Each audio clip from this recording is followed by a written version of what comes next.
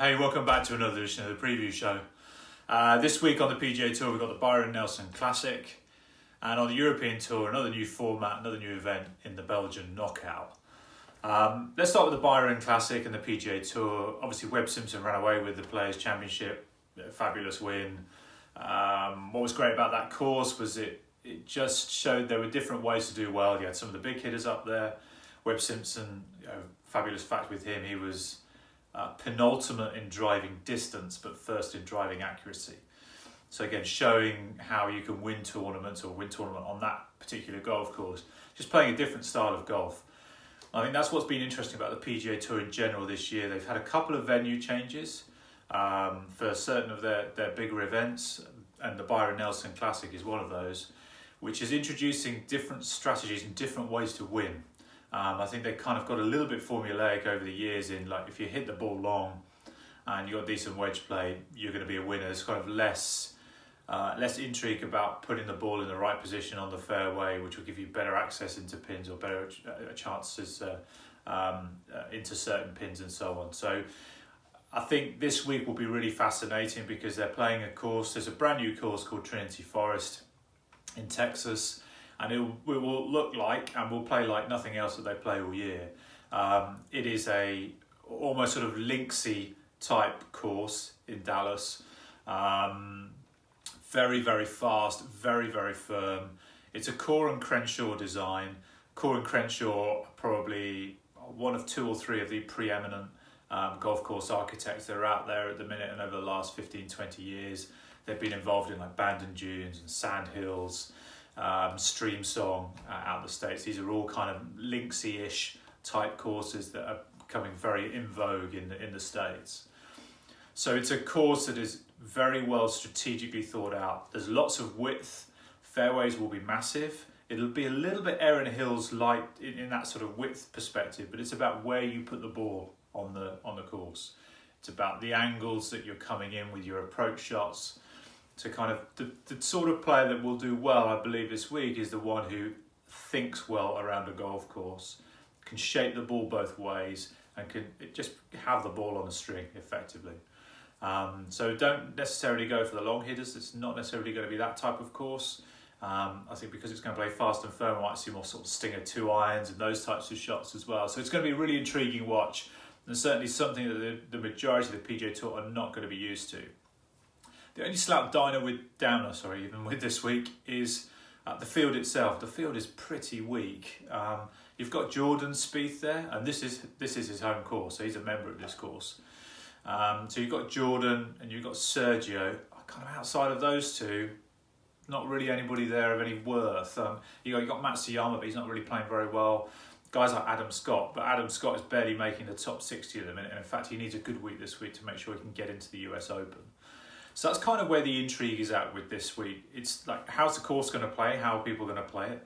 And those that are kind of hovering around that top 60 mark are going to want a good week this week so that they get their place into the US Open and don't have to go through the qualifying route.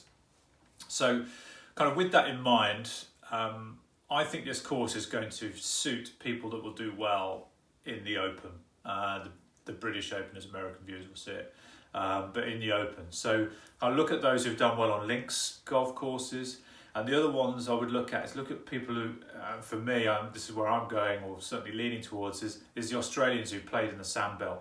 So guys who are coming from like the Melbourne area, used to the courses down there, Royal Melbourne, Royal Victoria. There are some fabulous Sandbelt courses that play fast and firm. Again, I think they'll be well suited for this event. The other thing to bear in mind, it is going to be very hot. I think it's 100 degrees, for 3 of the 4 days. It's going to be crazy heat. So again, expect people who do well in the heat to perform well this week. Jordan is the overwhelming favourite, 11-2. I'm not going with him as my winner. My winner, I'm going with an American. I'm going with another Texan, actually. I'm going with Jimmy Walker. Jimmy Walker's, his track record in the Open is average, but 2 top 5s in his last 3 events, including a tie for second at the Players last week. Strategically plays pretty well around the course. He's also pretty long anyway. And he's in some good form, and he does very well in his native Texas. At the Valero Open a couple of weeks ago, he was 3rd, I believe. So he's got some good form coming into this event. Likes playing well in Texas. And for me, I think he could be an interesting bet. 19-1, they're not bad odds. In terms of kind of each way bets, I'm going not too far away from Jimmy in the odds rankings, but I'm going with Mark Leishman.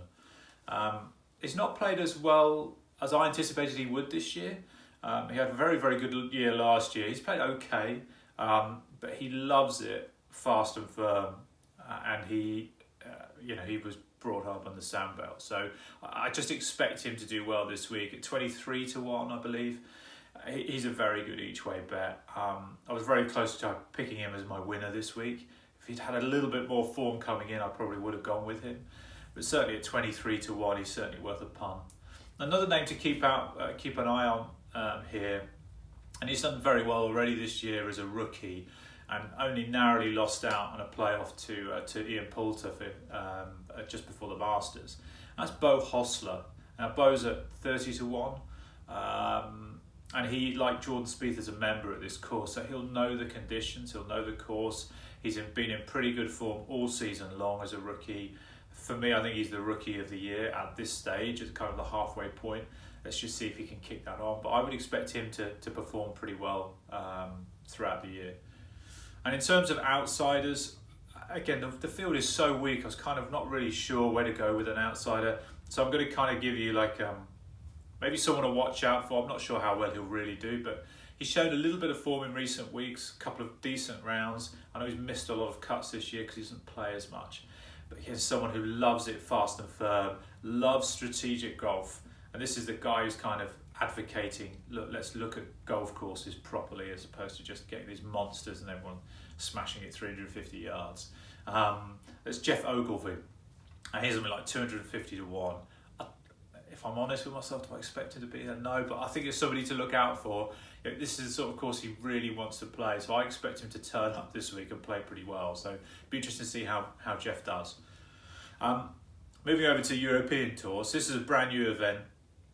European Tour doing things a bit differently, which I quite like. Again, it's suffering a little bit with a bit of a poor field. So it's an event that's kind of run by Thomas Peters.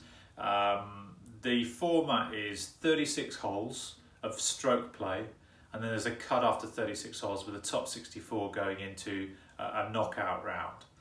The knockout round will be 9 holes of stroke play, 1 versus 1. So you have 2 groups of 32 split up.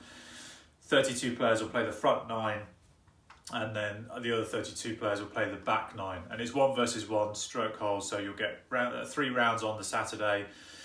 So round of 64, round of 32, round of 16. So that on the Sunday, we'll just have 8 players remaining.